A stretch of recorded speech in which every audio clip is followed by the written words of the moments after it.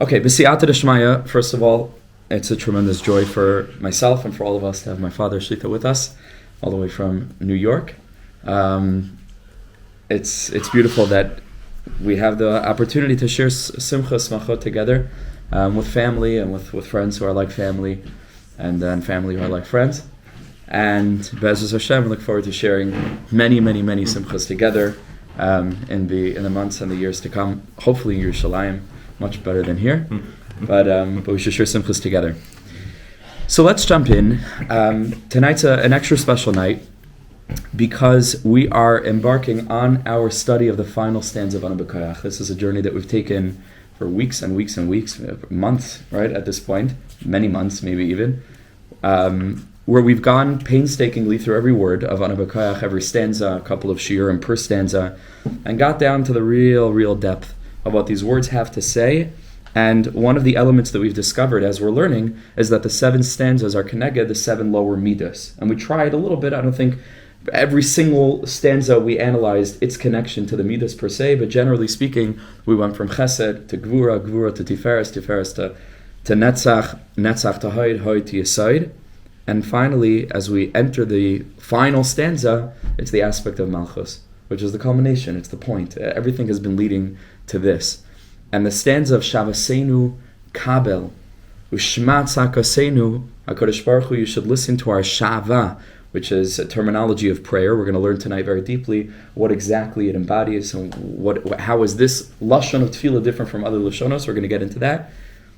Yodea Talumas, the knower of mysteries. So in some way, the same way that Malchus, which we talked about in earlier shiurim, the aspect of the Levana, of the moon, that reflects all the other energies, all the other midas that come upon it from beyond, this final stanza in a certain way is like the encapsulation of everything that we've learned until this point. And it's a big thing because we come to a culmination.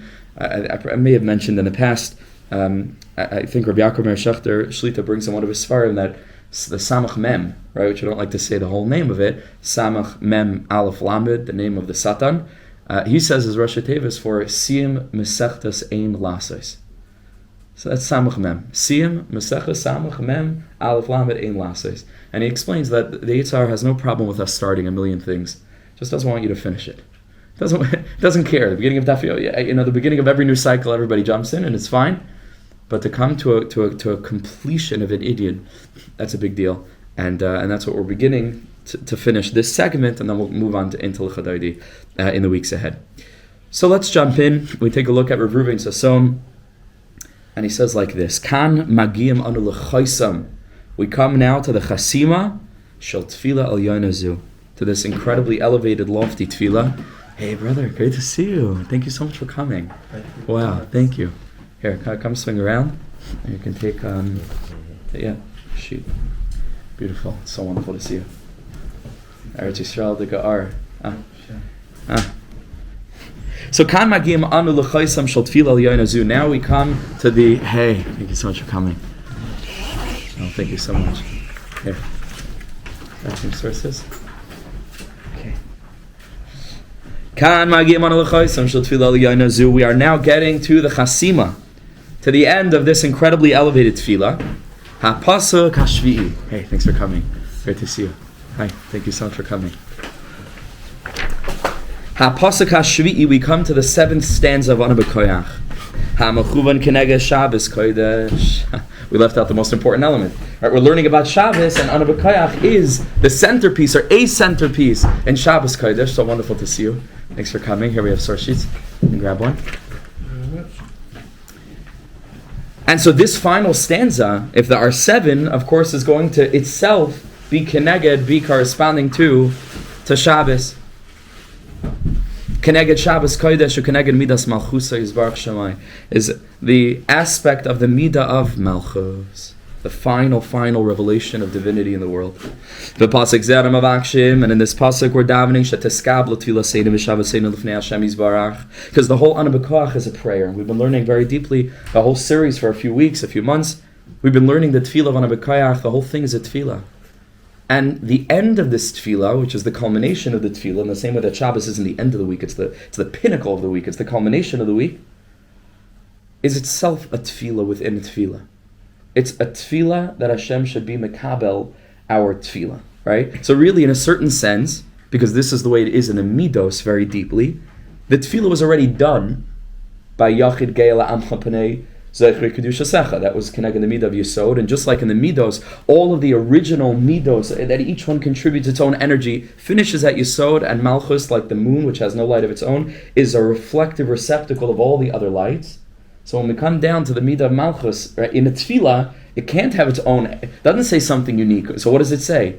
It davens for the fulfillment of everything that was said until that point, right? So that seventh stanza is mamish reflective of the spiritual energy of this midah, which it represents. Very deep. So we're asking that our tefillah should be accepted. Now it's certain shepasik ze masker as tefillah harishayna shehispadalu am Yisrael. This tefillah, anabekach, which is the pinnacle of prayer, is reflective of the very first tefillah that Am Yisrael ever davened. A tefillah me'umka de liba, a tefillah from the deepest depth of the heart. As they were still suffering from the burden of Egypt, from the Egyptian servitude. And the pasuk tells us in the beginning of Shemai, it was in those many days, and of course if we're keeping track, it's not simply that there were many days that Am Yisrael suffered. Everybody knows, based on what we've learned in the previous stanzas, that Am Yisrael is connected to the midah of Achdus. Right? Remember, we spoke very early on. We spoke about HaKadosh Baruch Hu guarding us.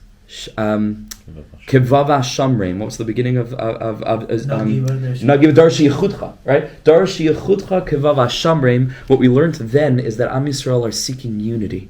What does it mean, unity? It means we live life in a realm of multiplicity, of disparity, different people, different moments in time, different circumstances, different elements that come together to form life. And what it means that we believe that HaKadosh Baruch Hu is one means that we can find the imprint of Hashem's unity within creation. That's what it means. We are a nation that seeks unity.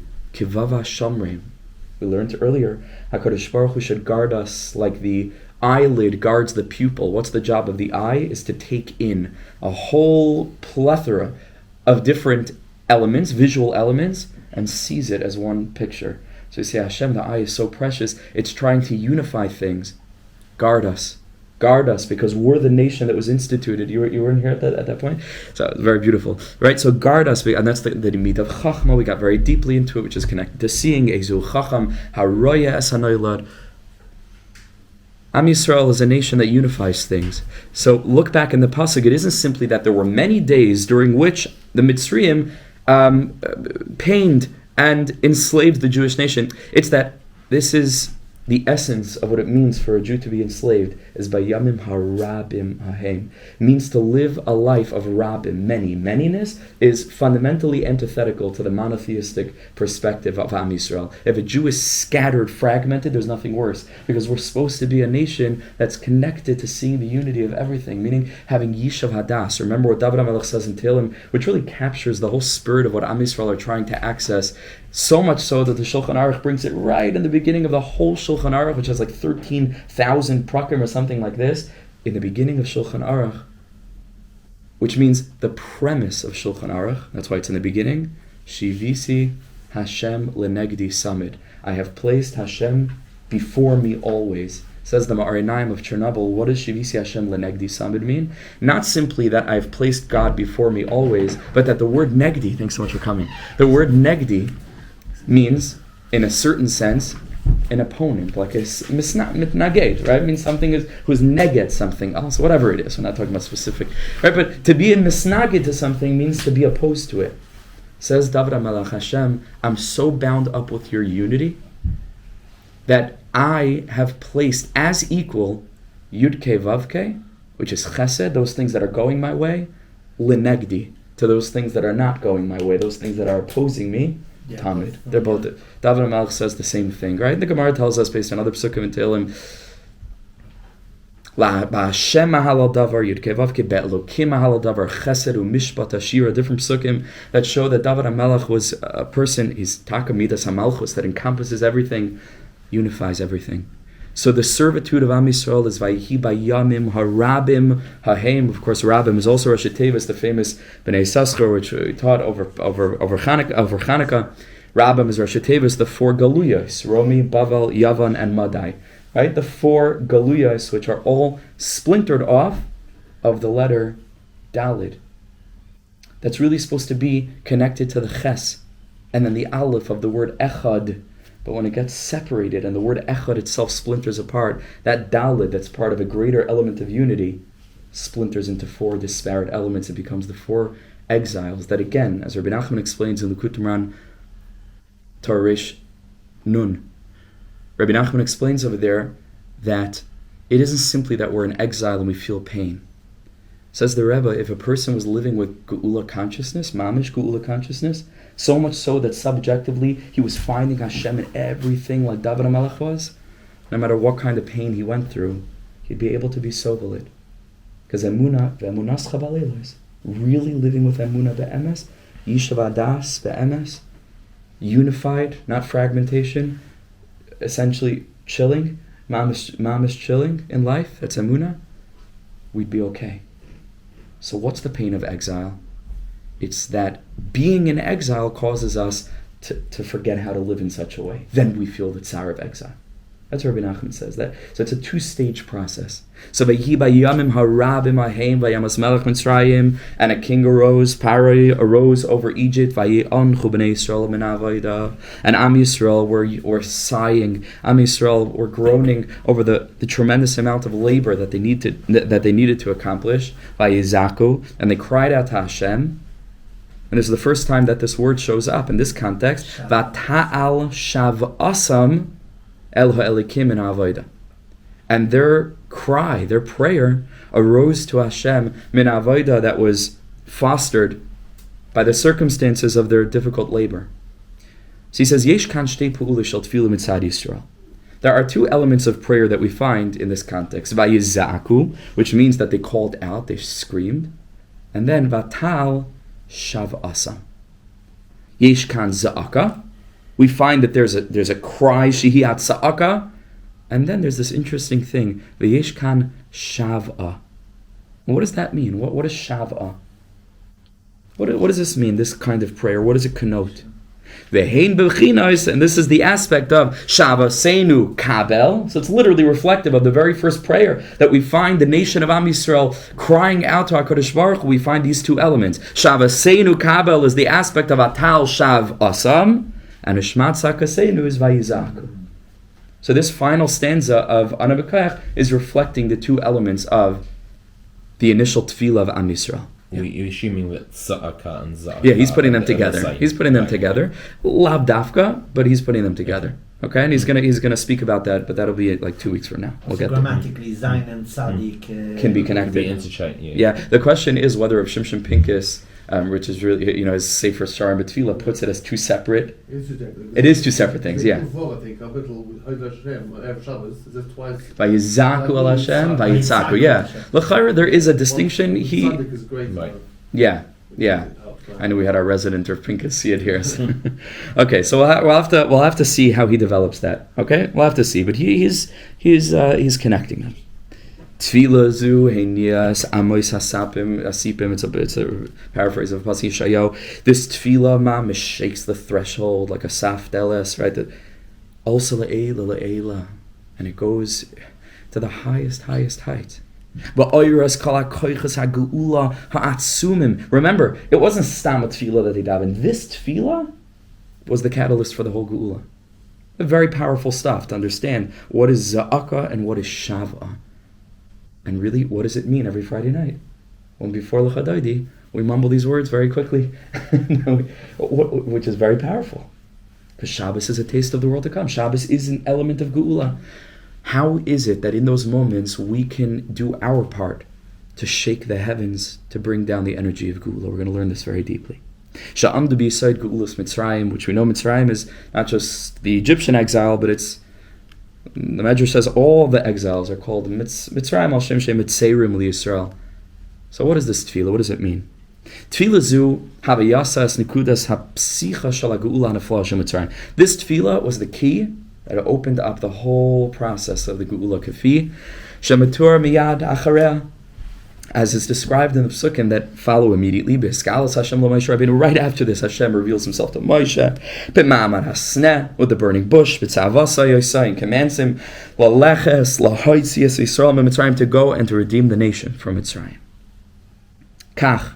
So we see very clearly that tefillah zu bakarakim, that this prayer broke through all the barriers of heaven, but also the mala and rose to the highest place. Kachasa b'Torah, as the pasuk literally tells us, vayishma elikim esna akasa, which I'm sure Pinchas develops as its own thing. Enka, right, is another lashon of tefillah. Vayizker elikim es brisa es Avram es Yitzchak ves Yaakov. This was enough to bring back, like we learned last week. HaKadosh Baruch Hu doesn't need to remember anything, right? Hashem's malav and asman. Only for us, remembering means that we live in the present and we remember the past. God doesn't have a present or a past. So what did we learn? Who remembers what we learned last week? What zikaron means klape Hashem? What's deeper ingrained within... Gilui. He's taking an open... Gilui.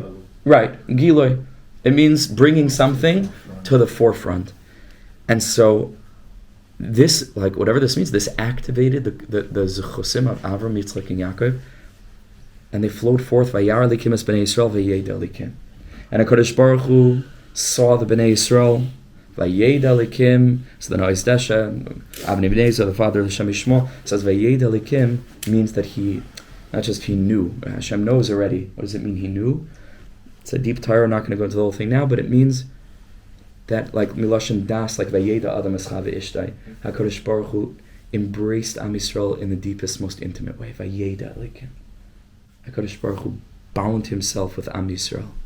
So in Cain, it turns out that Efshar Sheyasayid Pasuk Zeh Mushrish Benekuda Tefillah Rishayna Shaklal Am Yisrael. That this verse, right, this little phrase at the end of Anabekayach, which is connected to Midas Malchus, is a little bit of a portal to that first prayer. Haklula Mebuchinas Tza'aka Mebuchinas Shavah, which includes these two aspects of Tza'aka and Shavah. So before anything else, we have to first learn what these two things mean. Mahu inina Shavah. What does Shavah mean? Umahu inina Tza'aka. And what does Tza'aka mean? Certainly both of them are relevant to feeling pained, because that's the context that they arose in. When Am Yisrael are carrying the most difficult burdens, and Am Yisrael have a broken heart. From that,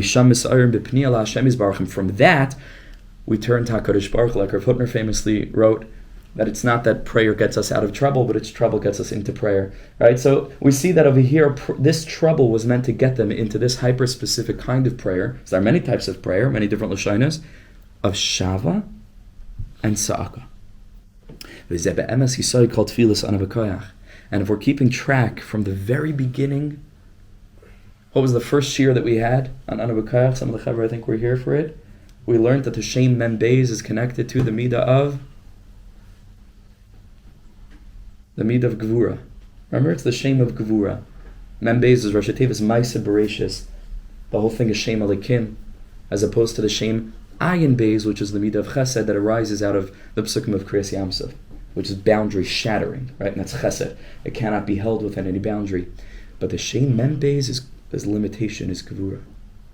And so this whole tefillah is, in each pasuk in a different way, is grappling with the difficulty that a human being experiences when he bumps up against limitation of one kind or another. And every verse deals with our matziv as a nation in this world, dealing with this kind of challenge and that kind of tater tzurura is the first one. Hashem, rip away all boundaries. And then the second one, Rina. We have so much piled on top of our holy spark. HaKadosh Baruch Hu, look beyond it. Find the song. Help us connect to the holy avodah of song, like we learned, to help us reawaken that essence. And that's Rosh Hashanah Kara Satan. It all deals with the reality of there being concealment. And somehow we want to rise above. Somehow we want to break past the limitations. The whole tefillah is a tefillah of Gevura. So the Zebbe Emes Yisoid called tefillas Anabekayach. So isn't it fitting that the tefillah of Anabekayach would culminate in a pasuk that is connected to Am Yisrael's initial tefillah in the Gevura, the Galus Mitzrayim? Makes sense. They're dealing with the most constricted constriction there is. Literally, a Galus that's called Mitzrayim, Milashon Tsar, narrow, constriction. Kotzer Ruach, short, there's no room, there's no air. So there's an emes yisoid called tefillas Anabekayach Moshe sheizbar b'akdama klalos l'tefillah zu. Like we already explained earlier on, this is the whole thing of the tefillah. Shu b'chinas ilui hanevraim mimatzavam hayared lemata. All creatures and creations that exist within the lower reality of the realm of limitation, the capacity to rise above. Beside midas hagvura that we said is a fire. It's what compels everything to grow. It's rooted deep, deep, deep into the kishkas of existence, and it pushes everything because there's something that's compelling all of creation to move forward. We do not settle. We cannot settle. We cannot move back. We can only move forward. This is the concept of tshuva. And like Rav Kook writes, the spirit of tshuva sits at the heart of creation, moving everything closer to its source. That's the Indian of fire. Fire is gvura. Mayim is chesed. It's a different thing. That's a different thing. But the world is on fire. That's why Avram Avinu, when he sees a godless world, he sees a bira dalakas, or he sees a palace that's on fire. It means Avram Avinu is able to see the true nature of reality, and that's what he was confounded by. Not a world falling apart, but a world coming together. And he said, whoa, like what's this all about? Mia bala bira. A world coming together. A world filled with the energy of Gevurah that compels everything toward oneness and unity and growth and togetherness and elevation. Deep. Deep. There's got to be someone who's presiding over this process. That's experienced by the human being when we live within this lowly, complicated realm of this worldliness. That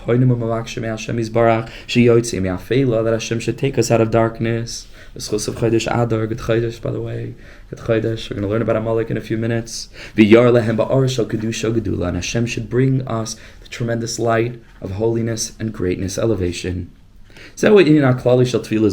This is the whole thing of Ana B'Koyach. V'kan magia tefillah l'nekudas hasi. Now, in the 7th stanza, the tefillah has reached its pinnacle, its quintessence. This is it, Chevra. This is it. Now, in this stanza, we get into the deepest heart, the nekudas halev of the tefillah. Halev shahoy meveroi geish. The heart that's yearning and that's moved with a stormy sense of longing. Poina that turns umischanin la Hashem Yisbarach and supplicates to HaKadosh Baruch Hu umale bebechinas sa'ako bebechinas Shavah, that place within our hearts that is always filled with this yearning. What does yearning connote? When does a person yearn? When they don't have. When would a person not have HaKadosh Baruch Hu to such a degree that they need to yearn for Him? When they're experiencing the limitation of being fundamentally distant in the sense of us living in a realm of limitation, which is literally the contrast to what HaKadosh Baruch Hu is as the Ein Sof. When there's a gap between what we're experiencing and what our neshamas want to be experiencing, when we feel the limitations of life, our own personal limitations, when we find ourselves unable to progress, unable to proceed, falling into the same traps of whatever it is, when we look at the world and we see evil, when we look at the world and we see lowliness, when we look at the world and we see brokenness, fragmentation. So this stanza is the Nekudas Halev, that's filled with the ultimate yearning from the lowest and most limited of places for the ultimate freedom. At which point all that's left for us to do is levakesh me'Hashem Yisbarach, to daven to Hashem she'yeh Kabel, that He should finally accept our tefillas. I think you have to turn it. What happened over here?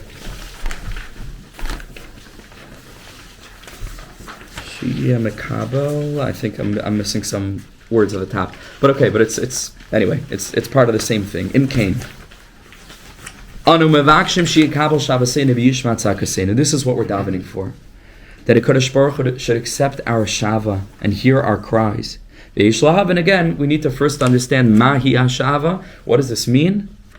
Shavah umahi atzaka. So he says like this, very very deep. There are a couple of distinctions between them. Rashis.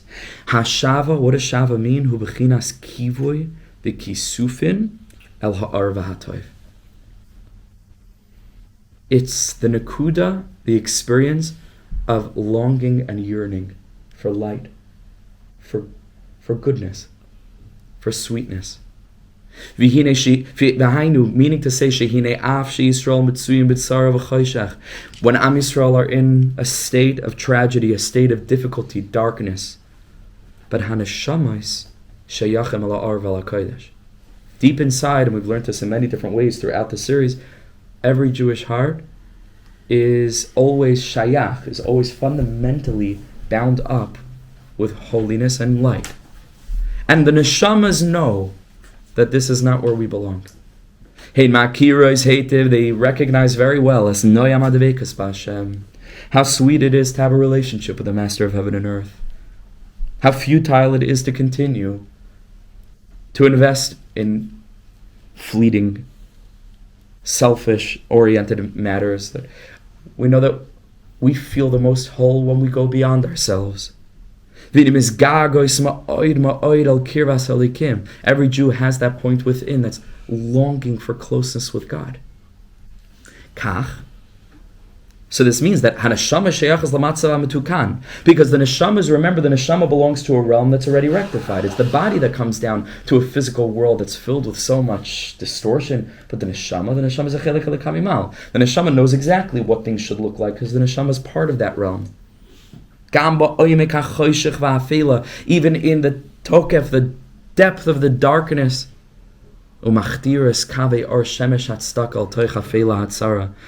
And in that moment, rays of the sunlight of righteousness and charity and goodness are penetrating down deep into the darkness. The garmais, and they cause the leiv ha'Yisraeli, the Jewish heart, lahargish ma'at es ha'or ve'esnayim ha'kodesh. We're always plugged into a little bit of a taste or a zikaron, at the very least, of what life could look like, what life once looked like, what life should look like.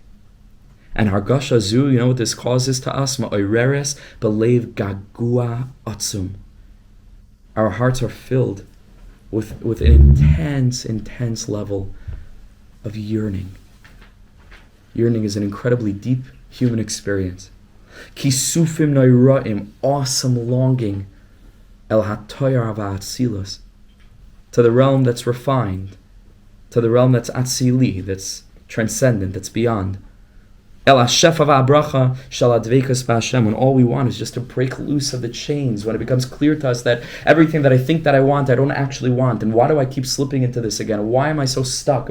This is not it. This is not it. And so what? He's a big tzaddik? He's not a big tzaddik. He's stuck like Nachshon ben Amminadav, up to his neck. But Gewalt, does he have a tzaddik inside of him that's in anguish? Even while he's experiencing, maybe on a physical level, pleasure after pleasure after pleasure, but there's an akudas halev that feels like he's in exile. Mamash, like he's in exile. That akudas halev is filled with gaguim. Gaguim. The gagua zeh, now this yearning, b'shashu poyretz achutza betfila, in the moment where it bursts forth in prayer, hu hashava. This is what we call Shavah. It's the verbal expression of this essential nekudas hakedusha, this point of holiness inside of us. That's a revelation of our neshama in a pre-distorted state. Not that the neshama ever really gets fundamentally damaged, but it's the nekuda within Rabbi Nachman in his famous Torah Reish Pei Beis, the Torah of Azamra, which I mentioned in the past, where he speaks about the importance of finding a nekuda tova within ourselves, a point of holiness. So he has this thing, and Rav Nosson goes very deeply into this in the Likutei Halachos. He says, well, imagine if you find a point of holiness, because you remember one time you did a mitzvah, but then, let's be honest, who says that mitzvah was really good? How many ulterior motives were there in there? Maybe it was for our ego. Maybe, we had some other thing in mind that if I do this person a chesed, maybe they'll do a chesed back for me. Says Rabbi Nachman, cool. It's possible. Good. Look for the nekuda tova within the nekuda tova. Go as deeply as you need to. Find the essential drop of good. It's there. The Bnei Yissaschar says, because the pasuk says, "Ein tzadik ba'aretz asher yaseh tov v'lo yachta." There's no righteous person who only does good and never sins. Which is a pretty encouraging pasuk and a good thing to keep in mind to remember. Lo nitna Torah l'malachi hashar, as the Gemara tells us numerous times, the Torah wasn't given to angels, it was given to humans. Now there were some trends within Chasidus, particularly Pshisch, that came down to Kotsk, which were very, very intensely discerning, right? And forced a Jew to question his motives again and again and again and again and again and again. Add, I wouldn't say nauseum, but till a point of maybe neurosis, I don't know, a neurotic experience where they had to cleanse their motivations a million times. The Kutzker was all about MS. Says the Bnei Yissaschar, which is a bit of a different approach. He says, let's be honest. Sure, that's an ideal. But the fundamental foundation of serving Hashem is that there is a being that is not Hashem that must serve Hashem. Meaning, the human, at the end of the day, has a self. As much as we try to nullify it, at the end of the day, it's not God serving God. Maybe on the most ultimate level it is, but that's not how we experience it. We have a sense of self, and that's fine. And he says that's what Shlomo HaMelech meant to tell us. Ein tzaddik ba'aretz asher yaseh toiv. There's no tzaddik that even when he does good, v'lo yachteh, that in the good, there's not a little bit of self, right? It's not two separate things. That there's no tzaddik who only does good and never does a sin. He says, no, they're connected. Ein tzaddik ba'aretz asher yaseh toiv, then in doing all the good he does, that v'lo yachteh, there's a little bit of selfhood mixed in, and that's fine. That's okay. That's natural. That's natural. But ultimately, how do I get into that? Why was I talking about the Bnei Yissaschar? Huh? Thank you. The Nakuda of the Nakuda of the Nakuda. There is a point, and that's the point of Shavah, where go as deep as you need to go and pull off as many layers of the onion until you get to the seed and the seed within the seed and the essence of the essence of the essence, where it's mamish, like Am Yisrael says, Ritzeneinu la'asos ritzenecha. And all of us have that point within us. We do. And in this generation, I dare say, we're in touch with it very strongly. The yearning, the gagua, do you feel it? You feel the yearning is ad ein sofa in tachlis in our generation, specifically because of how much galus there is. Begashmis, beruchnis. There's a gagua today. I deal with teenagers a lot. I'm telling you to know a little bit how to speak to them. Right? You'll agree? There's a gagua. The kids are yearning. They're yearning. There's mamish a gagua. Because today everybody's experienced everything that's not what our neshama needs. One madriga or another. So we've been there, done that, in a sense. We're done. There's a gagua inside. Okay, we still have limitations. V'chule. That's called Shavah. Let's read it again.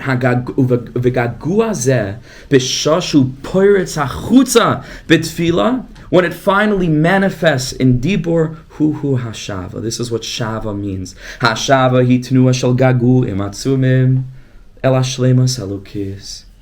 It's when the neshama had enough of Mitzrayim.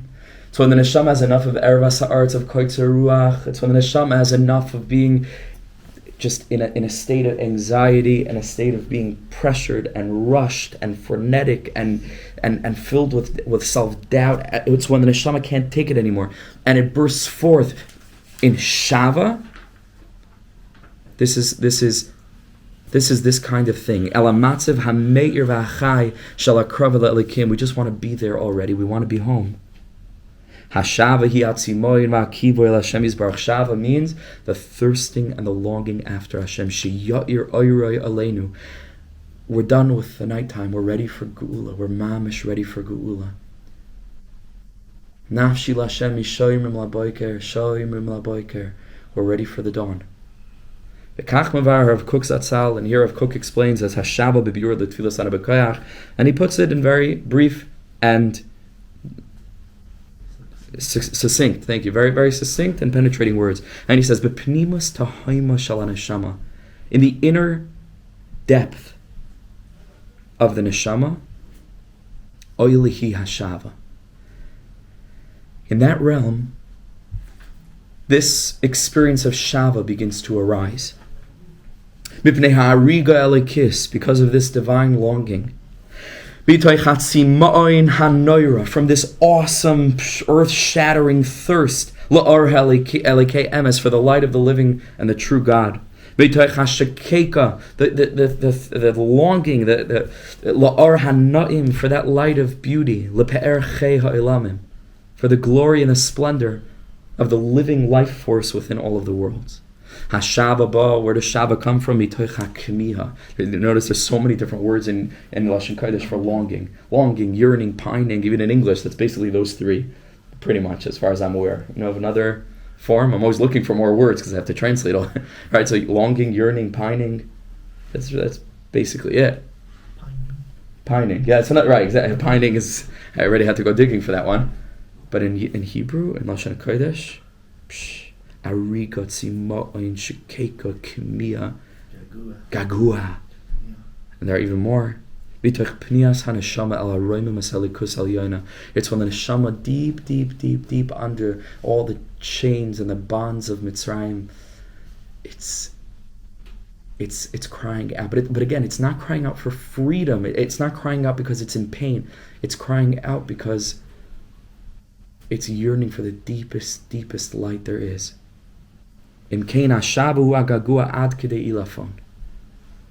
Shavah is mamish like a yearning until a person is gonna faint away, pass out. In this exile today, 2024, we are longing and yearning for the light of the divine. For the effluence, for the incredible flow of holy life force. To finally quench our thirst. We want to be okay. We don't want to be laden with the burden of the pain of the world, the pain of our own lives, the pain of suffering. We want to just be okay. It's the ultimate turning toward the good. It's the sensing of there being a rectified possibility, like somewhere, the gagua elah, and are longing for it.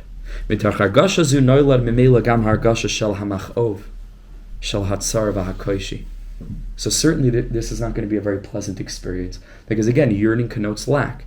And the deeper the yearning, the more visceral the experience of the pain for which we are yearning to escape.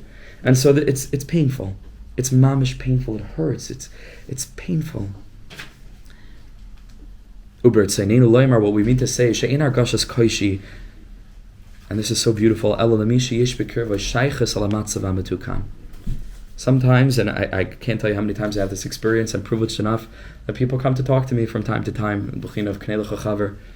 schmoozing with people, and much of it is about guilt and about shame and about what they're struggling with and where they're holding and what they've done, etc., etc., etc. And the first thing I say all the time, the first thing, is to recognize, do you know how much needs to be going right in your spiritual life for you to care enough to feel pain over what the things that you feel pain over? Like, you're the 99th percentile. You're the pinnacle of creation, the top 1% of humanity that you even care about. It still hurts you. It bothers you. You're not completely numb. You're not completely frozen in the Amalekian chill of despair, where you still yearn, you still long. What a holy thing! What an incredibly fixed thing. So this is what he says. He says the only people who are going to feel the pain of yearning are the people who are so connected in their neshama to the state of tikkun, where it's so frustrating to them because it's so close to them be'etzem. And that's where the frustration comes from. It's like, I'm almost there. It's so easy. If only my neshama could be allowed to express its will, what it wants. If only I could, like Rav Kook says in another place in Midas Haraya, if only I could have enough mercy on myself to allow myself to live in the way that I know that I should be living. Ad kan. Because I'm causing the pain to myself. If only. He says that's a good sign. It means your neshama is plugged into the realm that's mitukan. Okay, there's what to fix, but like, hello, there's so much of the work that's already been done. Shebiglala, it's because of that who margish is hakil kol shebematzavei hanoichichi, that he feels the distortion and he feels the blemish and the corruption of his current situation. Orel v'tamei, a person that's completely closed over lo yargish ke'ev al sheflusai, doesn't feel any pain over the lowliness hamusaris, the ethical and the moral and the spiritual lowliness of ma'asav mekukalim. It doesn't care, it doesn't bother him, he doesn't lose sleep over it at night, and he doesn't wake up in the morning feeling dirty. He's beyond this. Because on some level that person's neshama has already lost touch with the vision of a perfected world, so there's nothing to yearn for anymore. It's a very deep thing.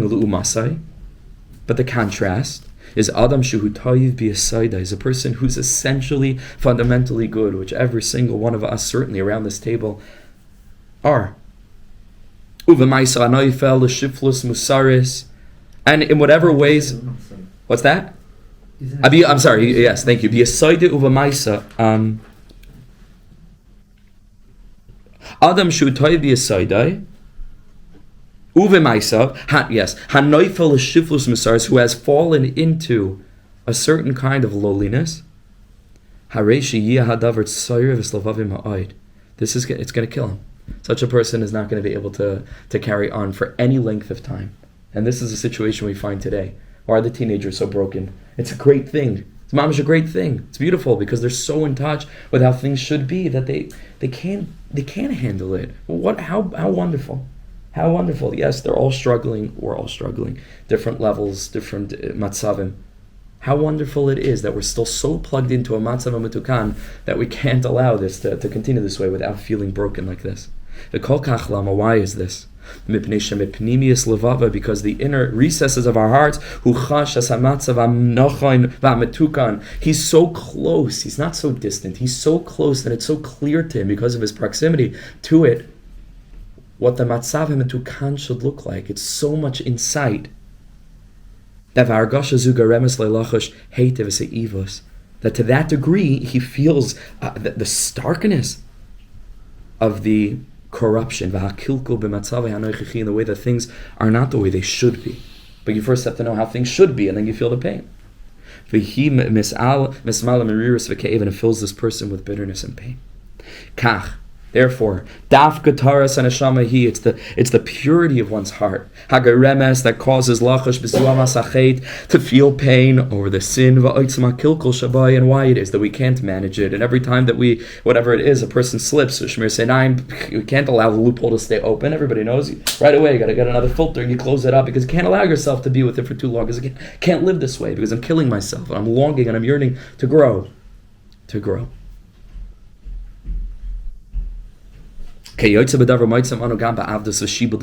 the same thing with slavery, human slavery. There's a famous klal from Rav Kook. He puts it in different words. A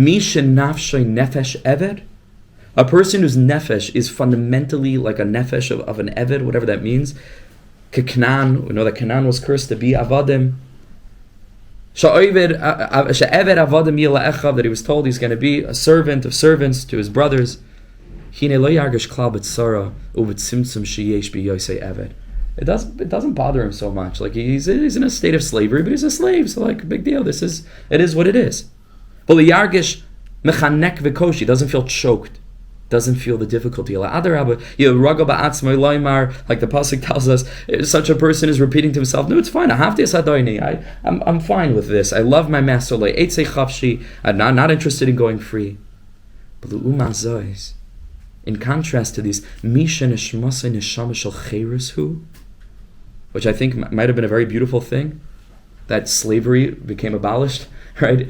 At least in the civilized world, that it still exists in different forms throughout the world, but slowly but surely as we get to the Geula, freedom. Even people who for generations were slaves, generations and generations, something woke up in their heart, where Mamish Hashem gave them a new neshama. From one day to the next, they said, "Dayenu," like, well, not in a positive way, but die. Right? It's like, why? We're not okay with this. Maybe they were okay with it 100 years earlier, and nobody thought that we should break free. And I think it's emblematic of many of the ways that we're thinking. We're dreamers today. We absolutely must be dreamers. Why? Because we're so much closer to the vision of how things can look that it's got to hurt us all that much more. And we have to be free people thinking about freedom all the time. So a person who has in his heart a soul of freedom, v'nafshi atzilis ubas melech, person's a prince, a person's a princess, la yuchol lizbal shiba la'adaynim zarim, can't handle shibud for that long, v'la yehenem mitamehem, is not going to appreciate any of, or mitamehem from any of the treats, lefasoisoi l'shtabed lahem, that are causing the person to be subordinate. There's no reason. Because such a person's soul is demanding of it that he experience freedom and the expanse. It's going to hurt him until he breaks the chains and experiences freedom. When a person feels the pain of falling and darkness, it is an effect of that inner sense that's still connected to the nekuda of the lave, that hidden inner recesses of the heart, which is still so pure and still so unaffected that it still has the clear vision of the way that things could, should, would, and will be. And Memela, that's inside of us what causes us to feel the pain and what sends up yearning into our heart. We have to appreciate when a Jew feels like, I can't carry on this way anymore. It's a Yom Tiv of Yamim Tovim. When a person feels that it's a Gilui of the Iker essence of your heart that again isn't like feeling so dirty. On the contrary, you see, it's the part of you that's still feeling so incredibly pure that it cannot be soivel, the circumstance anymore. It's a beautiful, beautiful moment. Beautiful moment. It's a moment to be celebrated. He ba mikoyach hargashas, right? Hargashas hamatzav hamatukan ma'ashalim lemaisa hatza'aka hi inin hargashas hamachayiv v'hamatzok. So the tza'aka is the feeling of the pain that comes along with it. So you see, these two things go together. Because to the extent that a person feels that on a deep, deep subliminal, sub-spiritual, subconscious level, a vision of what it can look like when everything's good. And that's what causes the yearning. Then, by the very dint of the yearning, it deepens the tsar of the slavery. Because again, an Eved doesn't feel the tsar because the aspect of chofesh, of freedom, is not woken up inside of him yet. But to a person that the spirit of freedom starts to compel, I need to change. So to that degree, the slavery is that much more mechanik, and that's the tza'aka. He in hargashas hamachov hamatzok. He ba mikoyach hargashas hatzarav upayretzas mitoich hamachanek. That wants to break free from the constraint. V'lakein he ba la'achar Shavah. That's why these are two sides to one coin: Shavah and tza'aka. After the yearning, that's a result of that part of our neshama that's still awake to how close we are and how clear it is. The vision of what life could look like when we live with Dveikus.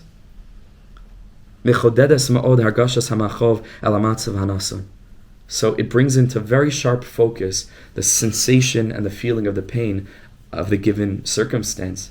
And the heart is filled with a deep tza'aka. Rav Kook explains further,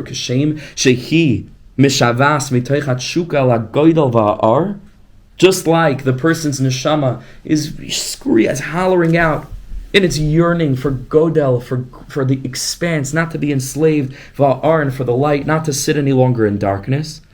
To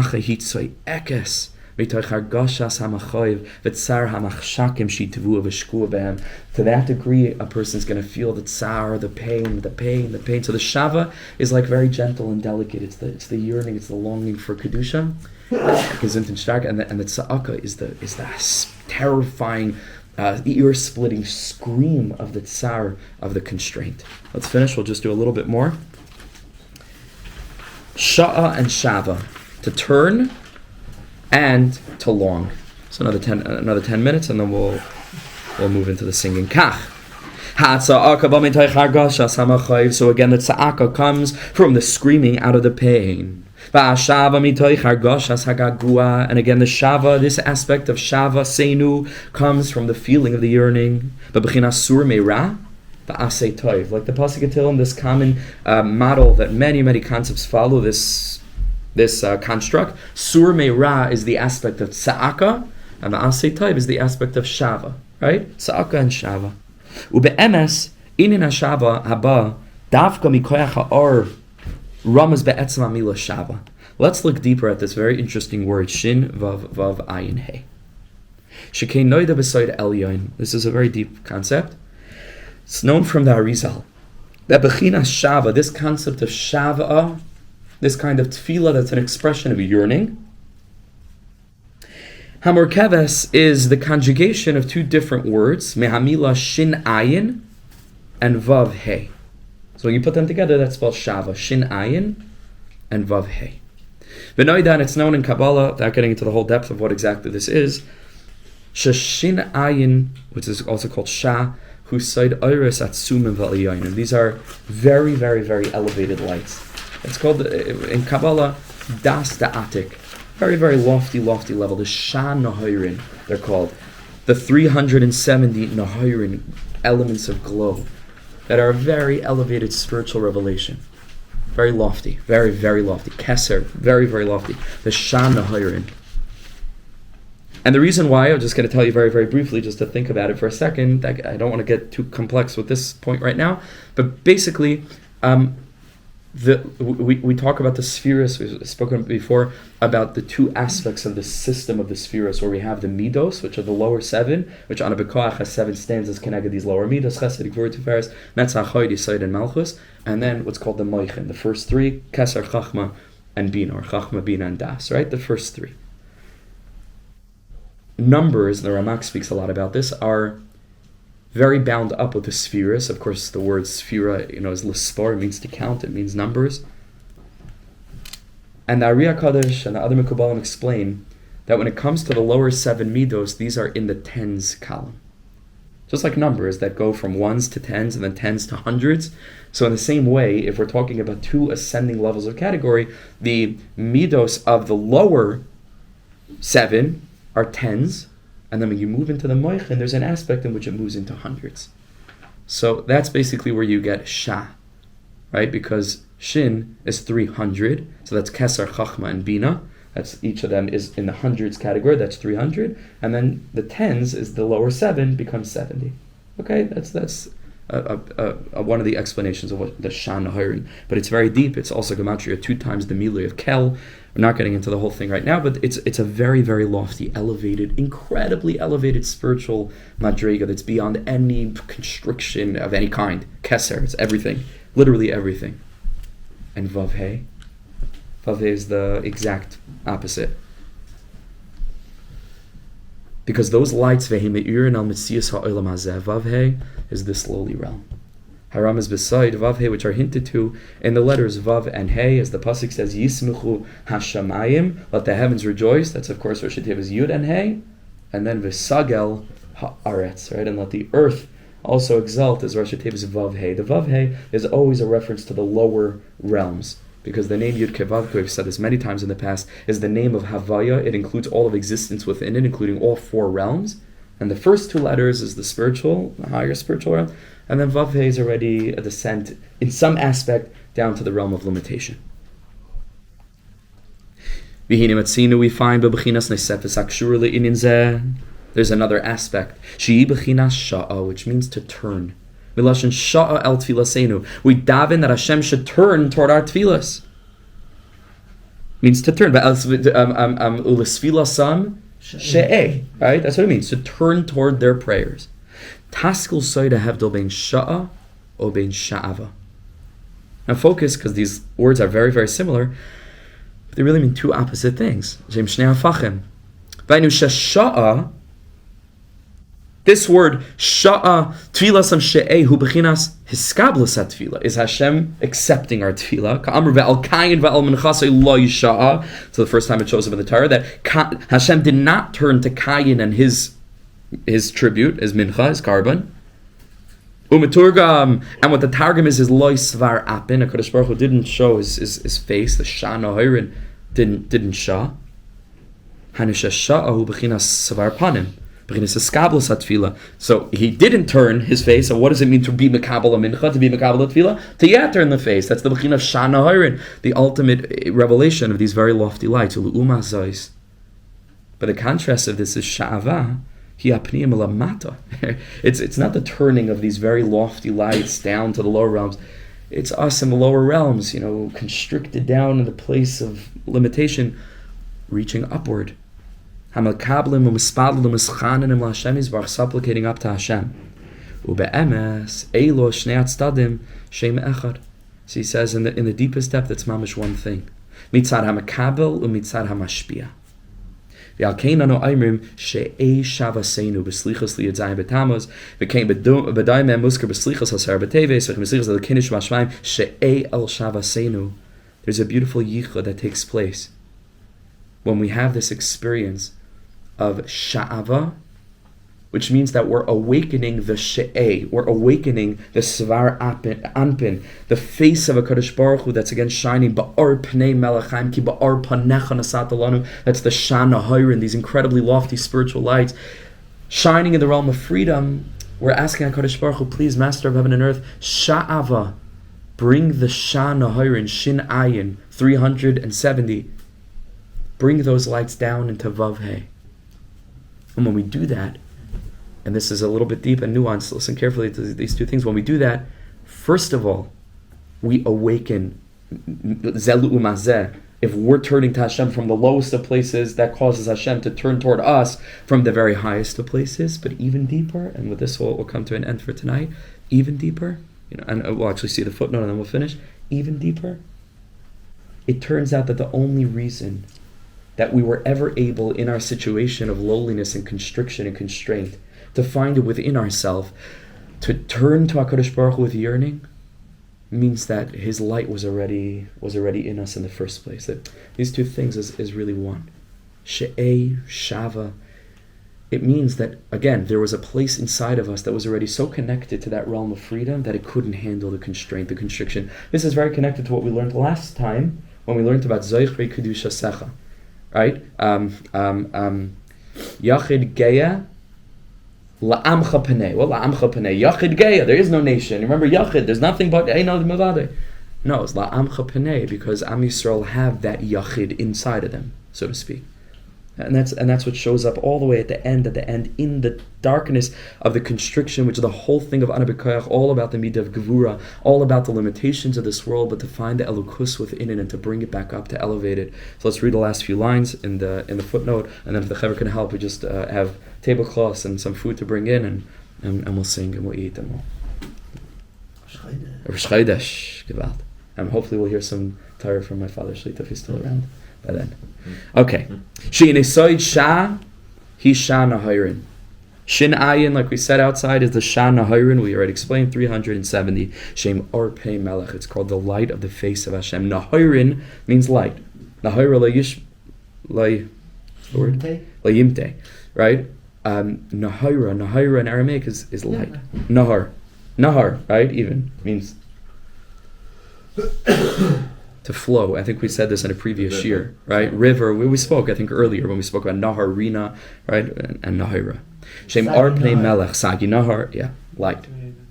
Ar Shefatuva Yizbarach Shema, it's the ultimate light of HaKadosh Baruch Hu's benevolence. Sharoyas HaMelech V'Anpoy Nihir V'Chayichin. It's when you see the face of the King shining.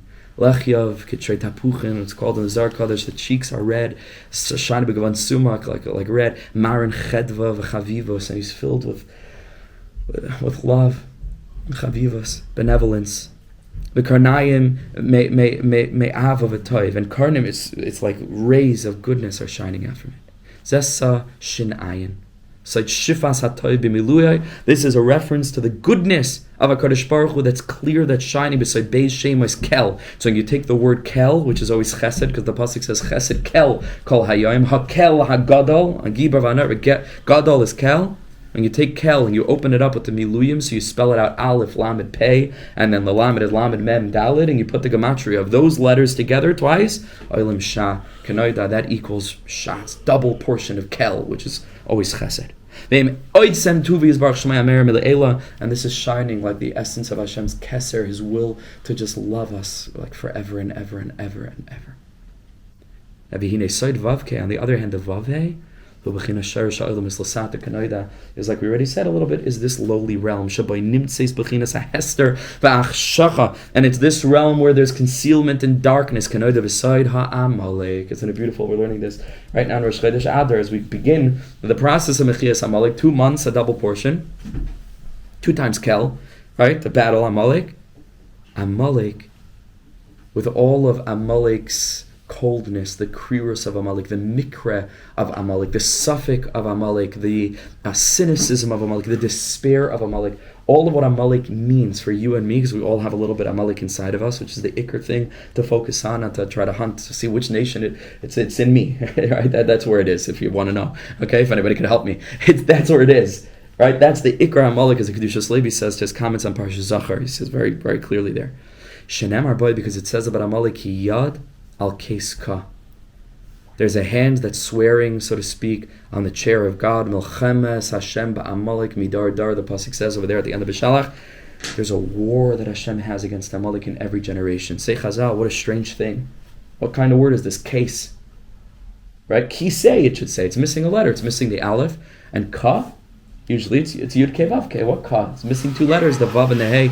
Say Chazal, Ein Hashem Shalem and Ein HaKisei Shalem. The name of Hashem is incomplete, Kiviyachol, which means that the letters Vav K are covered over, they're concealed. It's not clear to us that the lower realms also belong to HaKadosh Baruch Hu. Hashemayim Shemayim LaHashem, that we see. But Aretz Nasan L'Bnei Adam, it seems like this is our domain. And that's the concept that the Gemara tells us, because the other pasuk says, LaHashem Ha'aretz U'Maloya, says the Gemara, it's a stira, Kan mi koidem lebracha, kan mi achar bracha, before we make the bracha, it's like this is our world. You make a bracha, gewalt, or no, the opposite actually, right? Because that's how we're kind it, so to speak. But ultimately, we're meant to come into this consciousness that this world mamash belongs to Hashem, but we can't because of Amalek. That conceals it. It's not clear to us.